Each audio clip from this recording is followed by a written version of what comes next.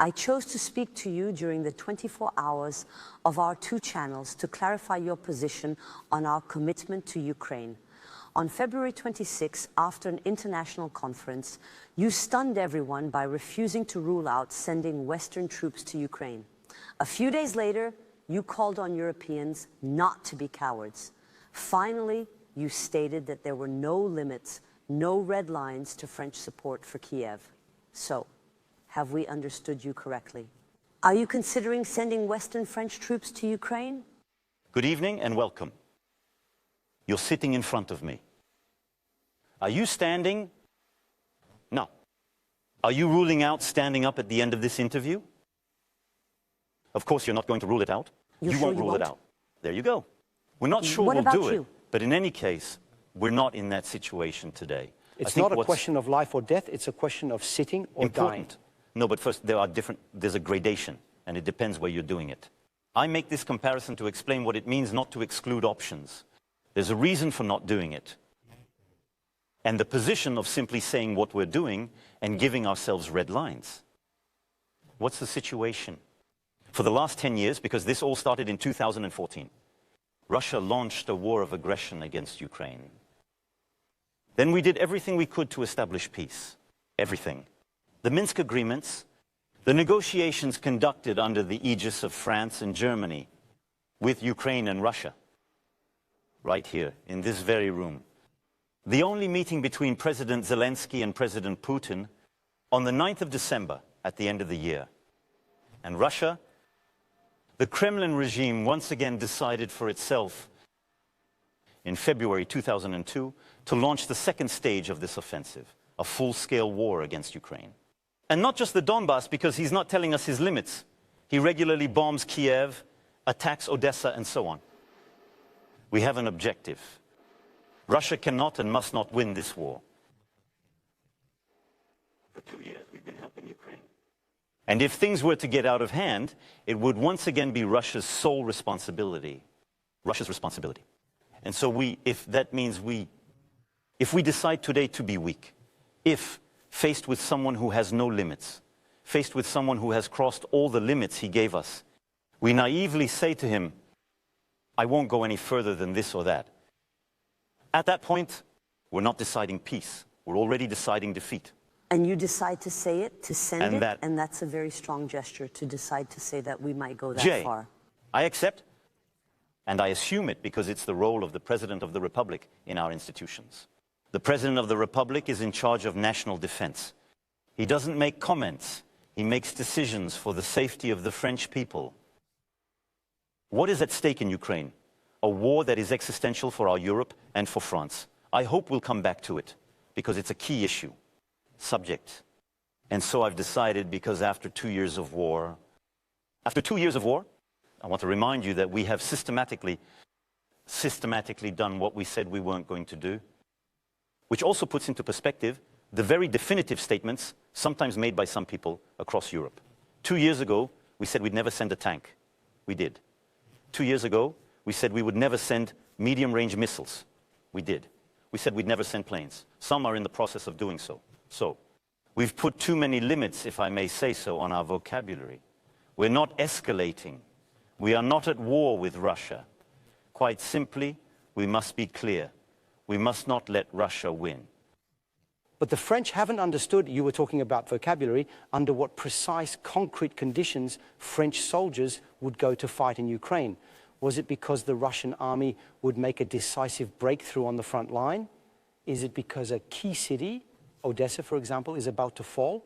You weren't specific on that. But perhaps I'm right not to be precise, and I'll say it again. But the two conditions I've just mentioned are either science fiction or possible scenarios. In your eyes. For some years now, we've all been living in a world where what we thought unthinkable is happening.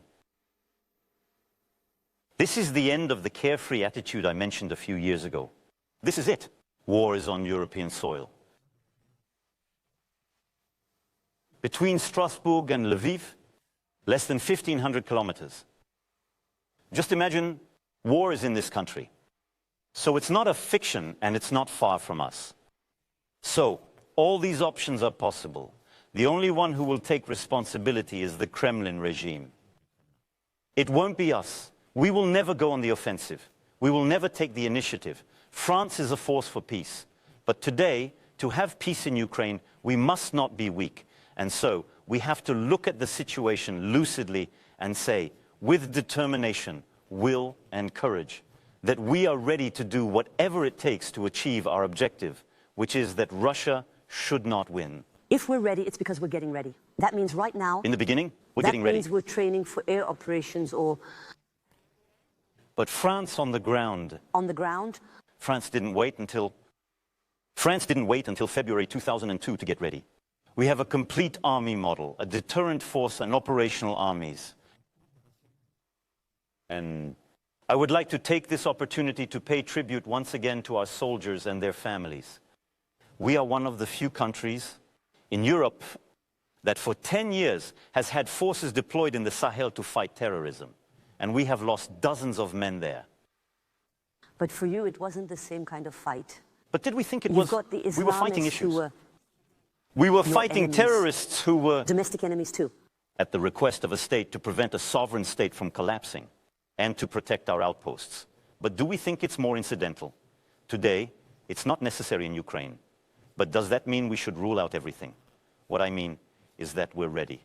That's why I decided in my first term of office, and right from the start, a considerable increase in the budget for our armed forces, which means that the 2 military programming laws that I would have had to decide as president would have led to a doubling of the budget for our armed forces. So we're not waking up on this subject. I'd just like to clarify one point.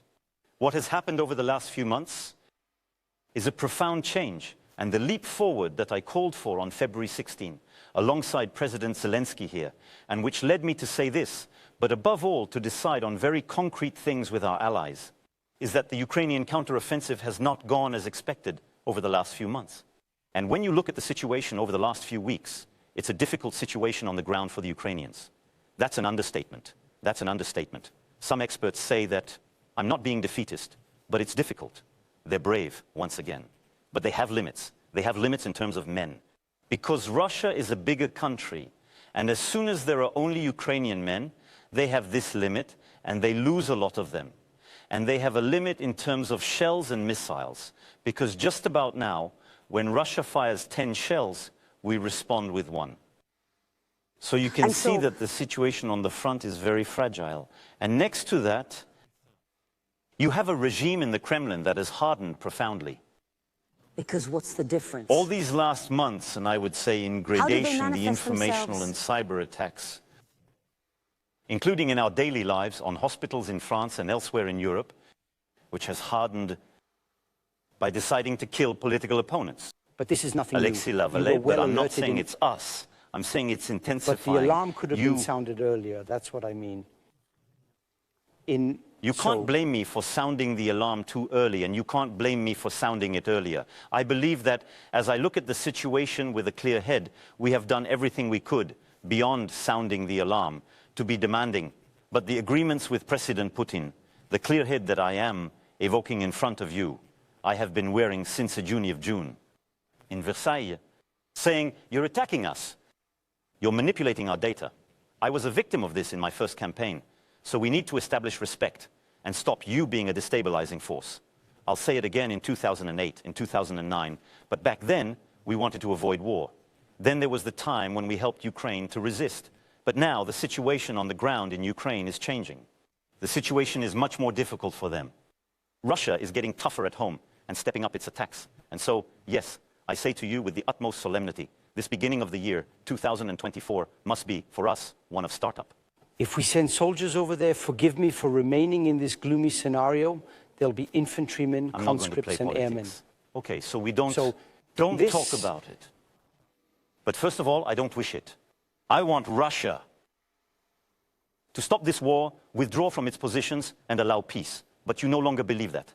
But what's important here is, firstly, it's not my wish. But secondly, I'm not going to give visibility to someone who doesn't give it to me. That's a question for President Putin. Come on. But he asked me where I thought the number was today. Your Minister of the Armed Forces gave us some visibility. He said, no, we're not sending any men over there. But we don't know. It may be minors. We don't know. That's what we expected. I can tell you this because he made a distinction between what was decided and what we're putting in place and what we shouldn't exclude because we'll adapt. We have decided, last February 26 in Paris, to set up a coalition to supply them with missiles or bombs that will enable them to hit Russia alone, but never Russia, but to reach behind Russian positions today. We also decided to speed up our search for ammunition wherever it was available. That's what I went to Prague to do a few days later, and we decided to carry out 5 joint actions, and we all agreed around this table, Europeans, Americans, Canadians, Brits, to say we're going to clear mines together, produce and repair equipment, deploy civilian forces on the border with Belarus, protect the border with Moldavia, again with civilian forces, and defensive cyber actions on Ukrainian soil. On the other hand, they have not decided to send any troops at all. And they let you know as soon as you said that. We can always come back to that, and I'm going to get to the bottom of it. That's what the French are asking. But they're absolutely right. But I say today, we've decided on this, and it's a change. We decided it in Paris. It's the start of a new awakening. Then, I tell you, we'll do what's necessary to achieve our goal. Because if Russia were to win, French people's lives would change. How would it change? We would no longer have security in Europe. Who can think for a second that President Putin, who has not respected any and commitments, would stop there? What's happening in Ukraine today also affects France's vital interests. There is a danger, but the security of France, Europe and the security of the French are at stake over there. And these are our vital interests. You're using a term that has particular connotations. I say security. And you yourself have used the term existential threat. But that means it's our very existence that's at stake in the game. Say it and I assume it. We've already suffered the consequences of this war in our daily lives. We've already suffered these attacks. Many of our hospitals have already suffered days and days of dysfunction due to Russian aggression. We've already suffered the consequences in Europe. The price of gas, the situation of our economy, the cost of cereals, the economic upheavals that have followed are the consequence of this war launched by Russia. And if Russia wins this war, Europe's credibility will be reduced to zero. Will be reduced to zero. What would be the credibility on our soil of a power, the European Union, of its members who let this happen? What would be the security of Europeans? Do you think that the Poles, the Lithuanians, the Estonians, the Latvians, the Romanians, the Bulgarians could remain at peace for a second? And I'm not even talking about Moldavia, which may not be in the European Union today, but which would be threatened in a second. You're saying it in a nutshell. I say it's happening. Putin won't stop there. If he wins this war, he'll continue elsewhere. He'll find other prey. By us, that what you're saying? But by our past. We've already seen regimes that killed opponents at home, had authoritarian tendencies, and were determined to conquer everything they were allowed to conquer. So Putin wouldn't stop there if he won this war. But I think what I'm saying is a complete consensus from President Biden to the German Chancellor, everything. All the leaders of Europe, so here, only our force, French, European, NATO, I don't know, can stop it. And it has to be stopped in Ukraine. Today we need to have, to borrow an old Churchill phrase, the nerve of peace. To want peace is not to choose defeat. To want peace today is not to abandon Ukraine. Is it to wage war? That's what they're asking you to do. No. It's to be credible, to be strong and ready. To adapt to whatever choice Russia makes. And so, if war were to spread to Europe, it would be Russia's sole choice and sole responsibility. But to decide today to be weak, to decide today that we would not respond, is already defeat. Sir, don't say it. Why can't you say so? I don't want you to. But contrary to what you'd like to believe, many of my counterparts have followed my lead. A few days later, I was in Prague, and next to me was the president. Czech said exactly the same thing. You had the Lithuanian president here a few days ago, he said himself. All options must be open. He even obtained a mandate from his parliament to send. That means you've convinced them. But things are moving. The process of getting but as the we've states done on every board. time, in February 2082, in March 2082, in Versailles, we decided on a strategic agenda, the agenda for Europe's strategic autonomy. It's still called the Versailles Agenda. It is still valid, and we have been in the vanguard. We debated the possibility of recognizing Ukraine's application to join the European Union. To join the European Union. Not many people were there. 2 months later, I took the train to Kiev with Chancellor Scholz, Prime Minister Draghi, and the President of Romania. Zelensky, that we were for it, and we decided at the next council meeting that this would be the case. Things are moving. We simply have to. And because it's my responsibility, do I want to give you the finger? My responsibility is the security of the French people and national defense. And our security is also at stake in Ukraine today. By the way, today, March 24, is the Russian regime, Vladimir Putin's regime, France's enemy? He is the adversary. What is the semantic nuance between adversary and enemy? We are not at war with Russia. Yeah, but it is waging war on us. So you want it to be We're one? attacking on a cyber level, yes. But it's a form of war. Russian agents hired by Russia, who were Moldovans, tagged photos of David You're right in Paris. to say all that, which is a hybrid form. But we have to be careful not to qualify them immediately, because otherwise we'd be ourselves. What would it take for you to say the word enemy? What would sympathy But if Russia have were to commit escalate for it again, to be one? dragging us all into a conflict, I wish with all my might that it wouldn't. But for sure, today we're in a situation where we can't afford to lose. But today, Russia is certainly an adversary. The Kremlin regime is an adversary, but I've always said it. We are not waging war against Russia and the Russian people. And we support Ukraine. We are doing everything we can to help it defeat Russia. Russia in check because, let me put it very simply, there can be no lasting peace if there isn't sovereignty and a return to the internationally recognized borders, including Crimea. But it's up to the Ukrainians to decide. It's up to them to negotiate. To discuss it. And you're right to say so. After all. It's theirs. You're right. It's their country. country. It is their country. It's got internationally recognized But what I'm borders. saying is that there will be no security and no lasting peace if it's not the fruit of negotiation led by the Ukrainians. But there will be no security for the French if there is no peace there. You say it's not allowed. Peace doesn't mean Ukraine's capitulation, nor the amputation of Ukraine, because all that is already choosing that we are weak. So France's position has been very consistent from the outset. It's just that Russia is escalating. And to this escalation, we must say that we are ready to respond. Would Russia be capable of targeting you? You recently cancelled the visit to Ukraine for security reasons. Not at all. That's what, obviously... That's what Russia said. Don't believe them. You know, Russia... It's interesting because public debate is permeated by Russian misinformation. They made people believe it. Many people are now convinced.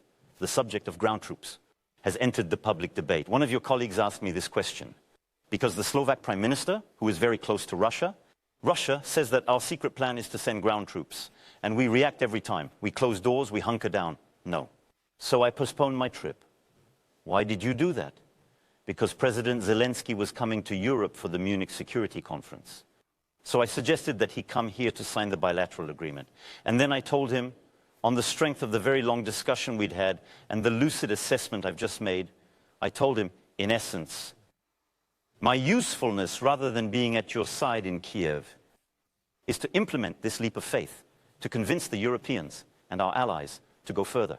What we have done here, the 26, with these new initiatives that have been taken, is to try to go further, and precisely to make everyone realize that things are changing, and changing fast, and not in the right direction. And that's what I'll be taking to Berlin tomorrow, where I'll be meeting Chancellor Scholz and the Polish Prime Minister. Almost every week, Russian President Vladimir Putin brandishes the nuclear threat in a clear and threatening manner. France is the only member of the European Union to have nuclear weapons. Do you, or should we, feel particularly targeted? First and foremost, we need to feel particularly protected, precisely because we are this endowed power. Except that he mentions France a lot. And that this is the very meaning of the choice made by General de Gaulle after the Second World War. And then we are ready, we have an established doctrine, and when it comes to nuclear power, you don't need many words. And nuclear power is not an instrument of destabilization or threat. It's an instrument of security. And the fact that we have the bomb, as Russia does, places us in a special confrontation, giving France a greater responsibility or greater weight, depending on your point of view. First and foremost, Our nuclear capability provides security for the French people, which few countries in the world have. It gives us a responsibility to be a power with this weapon, and therefore to never escalate, either verbally or, of course, de facto. And yet he brandishes the threat. I don't and think he it's echoes your words about red lines. Appropriate when nuclear weapons. You haven't spoken to Putin in how long? Several months. Isn't it a handicap not to speak to him? Look, I've talked to him. I've spoken to him whenever necessary. I've talked to her, obviously hundreds of hours, before February 2022, at length between February and April 2022, to try to stop this war and negotiate peace. But from the moment he himself no longer respected any framework, in other words, contrary to what he had said, he was not carrying out a special operation, which we had already condemned, and that he had no legal framework, no legitimacy, no legality, but that he would attack Kiev, which was carrying out war crimes. The discussion no longer made sense. We're going to go on like we did in September. Then there were occasional discussions on the nuclear issue, because we had taken the initiative because of the front line in conjunction with the International Atomic Energy Agency to do everything we could to protect this plant. And so I had the exchanges at that time. But discussions, I'm perfectly willing to have them at any time. But we still need to be dealing with someone who is telling the truth and whose intention is to make peace. And that's not the case today. And in your opinion, Vladimir Putin is a Russian patriot? Is he an autocrat? Is he a dictator? Everything you've been saying for the last 2 minutes, the crimes he's committing against civilians, we look in a dictionary, we say to ourselves that only an autocrat or a dictator can commit crimes against civilians. Today, I'm not a commentator. The president of the Russian Federation, who today is caught up in a drift. Personal or repressive. And authoritarian drift in his country, and has chosen in recent years to be a power of destabilization, to be a destabilizing power in Europe. In Europe, by launching a war for which it bears sole responsibility and threatening the security of all. But in many other theaters of operation, from the Near and Middle East to the Caucasus and Africa, Russia is a destabilizing power. You don't talk to her anymore, so it won't be you who negotiates peace with him. Who will? Will it be the United States? But there is an order of times. I'm probably the most talked about leader in terms of responsibility. Yes, but now let's say there's a certain coldness between you. But it's not a cold, things aren't personal. And besides, I don't want to try and personalize them, it wouldn't make any sense. This isn't fiction, it's not a novel or a series. And don't worry, we're talking about life and death. As far as I'm informed, I don't feel that Donald Trump is president of the United States of America. There's a risk. And so today it's clear there's not a risk, there's war. As we speak, men and women are dying in Ukraine by President Putin. And what I'm telling you is that if Ukraine falls, our security is threatened. And so the time has come for us to resist. And we're in a time, and this is the time I'm taking on, to say that if Russia were to continue its escalation, if the situation were to deteriorate, we have to be ready. And we will be ready. And to be ready. And we will be ready. It's and we'll be ready to necessary. make the decisions to ensure that Russia never wins. Which is why you said that France is in a war economy. Will come, I hope, as soon as possible, the moment when we will have to speak again with the president of the Russian Federation, whoever he may be, when the time comes. And France is in a war economy, you said at the beginning of the year. You were talking about shells earlier. Take a look at the figures with Anne-Sophie. As we speak, France is producing less than 100 shells a day, unless we're mistaken. That's what Ukrainian soldiers are using. Used in a few minutes. Sorry, it's very modest, but it's the most we can do.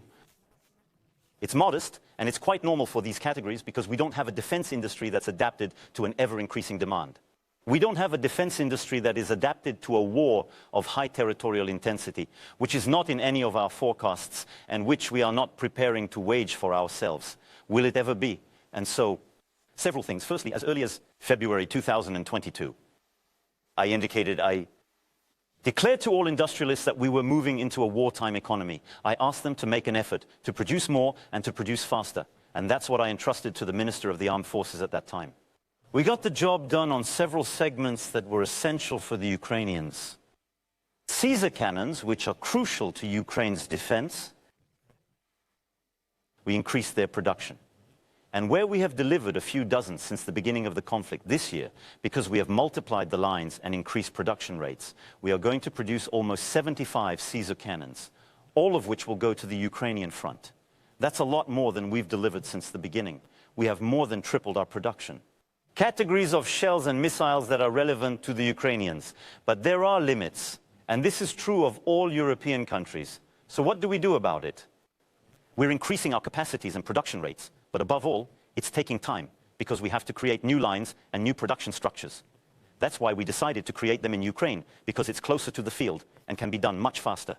That's what we decided here, with all our partners. And that's what we're going to do, hand in hand with Germany. Expose you to bombardment. That's been agreed. You underline a form of contradiction, perhaps, among some of my partners who are ready to produce them on Ukrainian soil, but not ready to make certain commitments for the future. Well, that'll come. We could be French engineers, but our questions we're in the are process for of looking into, Muslims. within the framework of these coalitions, the deployments we'll be making in Ukraine to co-produce with them. This will help us to move ahead more quickly. And finally, we're doing two other things, one in the short term and one in the medium term. That's what war economics is all about.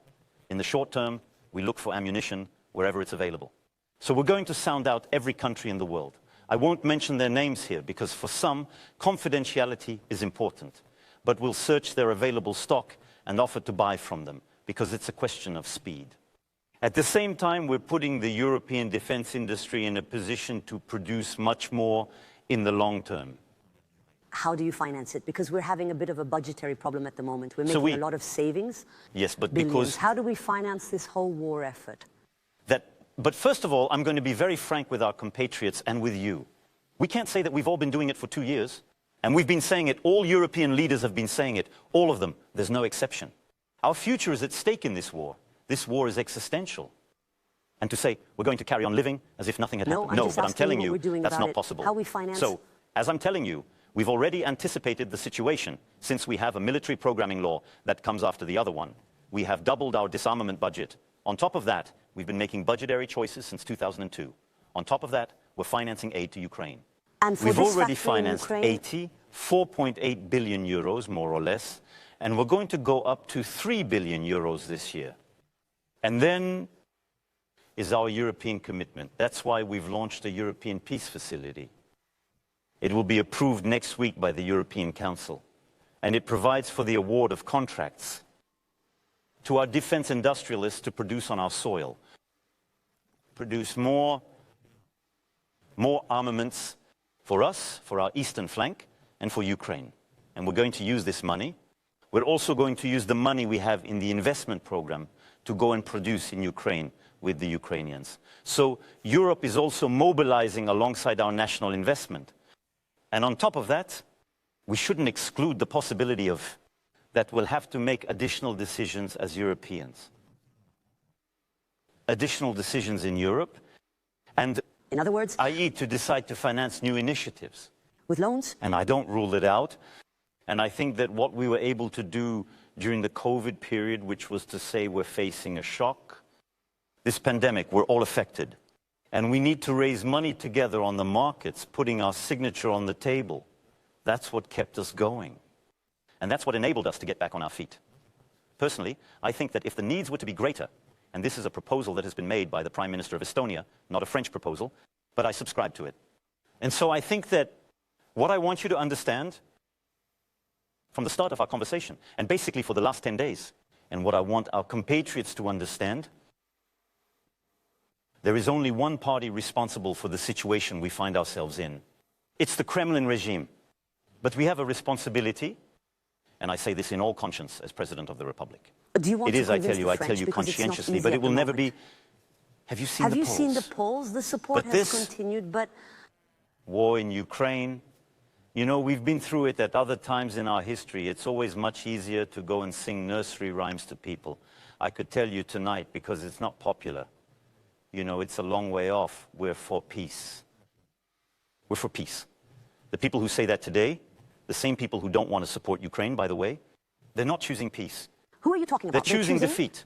A few days ago, they chose to give up their sovereignty because they chose right now to say that we have limits. And so, to the one who, until now, has had none, has taken all the responsibility for aggression, we'll let you move forward. because we're afraid. Because they fear your fear. Who are you talking about? And those in France? Ukraine. But at last? Well, very clearly, have decided not to support Ukraine. Mr. President, a few days ago, the Senate and the National Assembly had to vote on a security agreement you signed with the Ukrainian president. Several political parties abstained or voted against. The National Assembly abstained, and the Communist Party and France Insoumise voted against. What do you think of their position? They're pacifists and have every right to be. They are instruments of the Kremlin, useful idiots, as we might have said a few decades ago. No, I've always tried to keep the country united, right from the start. The meetings I held in Saint-Denis, I did so again when I saw all the party leaders and the presidents of the constitutional assemblies were held a few months ago. Constitutional assemblies a few days ago. And after that, it's freedom, it's political pluralism, so we have to be respectful of that. But I have a very profound disagreement. I think that today, in good conscience, choosing to abstain or to vote against support for Ukraine is not choosing peace, it's choosing defeat. And that's very different. And when they accuse you of instrumentalizing the conflict in Ukraine? We've already had this debate. In the service of domestic We've already politics. had this debate. Finally, because the last presidential election was held a few months after the start of the February conflict in Say. Listen to this. You can't be serious. That's all I can say. It's not serious because the responsibility for this war, the responsibility for the blows to the Ukrainian front, is Russia's alone. Our responsibility is to be strong for peace. Our responsibility is to hold this European unity together. And every time we have achieved European unity, from the outset, we were under the French presidency, and we'll get it, you'll see. It's about holding on to our unity, but it's also about being strong. It means being strong to deter. It means being strong to resist. It's about being strong for our security. Mr. President, this interview is devoted to the war in Ukraine, but there's another war we can't avoid talking about. It's taking place in Gaza. There will probably be 30,000 deaths. The circumstances on the ground are atrocious. Since the terrorist attacks in Israel on October 7th, you've always said that you're behind Israel and that Israel has the absolute right to defend itself. Does Israel have the right to defend itself to the point of revenge? What do you think of the Israeli army's action today in the Gaza Strip? Words being important, I never said that Israel had an absolute right. France has right to defend itself, that's absolute what you right. said. Yes, that's right. And in the first but place, absolute has right. a meaning, and I No, never of course said you the didn't. word. Absolute. France's position has been consistent from the outset. And here again, we were perhaps alone at one point last October when we were joined by others. First of all, we implacably condemned the massive terrorist attack launched by Hamas against Israel and its people. Then you called for a coalition against Secondly, Hamas. That didn't go down too well for the time You'll being. excuse me, but we're all in the process of dissolving associations that finance. The international coalition against Hamas. But it's to say, Hamas. fighting Hamas isn't just your story. You, the Israeli leader, it's also ours. And so we must act. What are we doing today with several partners? We're cutting funding wherever it exists. We've dissolved associations, so we're doing it, I assure you. The And other so countries didn't really understand at first what the intention was. the best way, not to get in the way, is to say nothing or simply what the masses want to say. This is not France's position, nor has it ever been throughout our history. Our position, if you'll allow me to express it, is simple. Firstly, implacable, clear condemnation of the attack. Secondly, we said, Israel's security is not just your business, which also means you can't conduct your defense under all conditions, but we are ready to cooperate. For example, on financing, which is what I said right away, to fight against the mass. Secondly, you are a democracy, so you have a responsibility to respect humanitarian law, the laws of war and international law. And that's why, back in October, France called for a truce. That's why we were the first European country to bring a resolution to the Security Council, with several countries in the region. Jordan, United Arab Emirates, to call for a ceasefire. That's why, in October, we organized here the only humanitarian conference in support of the Palestinian people and Israel. For the Palestinian people and one king, officially calling for a ceasefire. And the third component is a political response, because the security of the entire region of Israel, of the Palestinian people, and of all the states in the region, is for there to be a political response to the Palestinians' legitimate right to a state. 3 French hostages have been held by Hamas for over 5 months. Are they alive? Do you know where they are? Are you negotiating, or is an intermediary negotiating their release? Thank you for raising this subject, which is so important to us. We have fought hard with Qatar and Egypt in particular, to secure the release of our hostages who have been freed in recent months. We still have 3 hostages. I'm not going to say anything tonight, as you'll understand.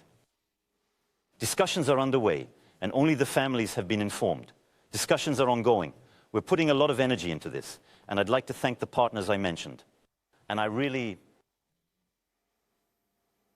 that we will obtain these releases. It's essential for us. And I hope that, in addition to the French hostages, all the hostages, Israeli hostages and hostages around the world, because this is an unacceptable practice, and lives shattered and confiscated.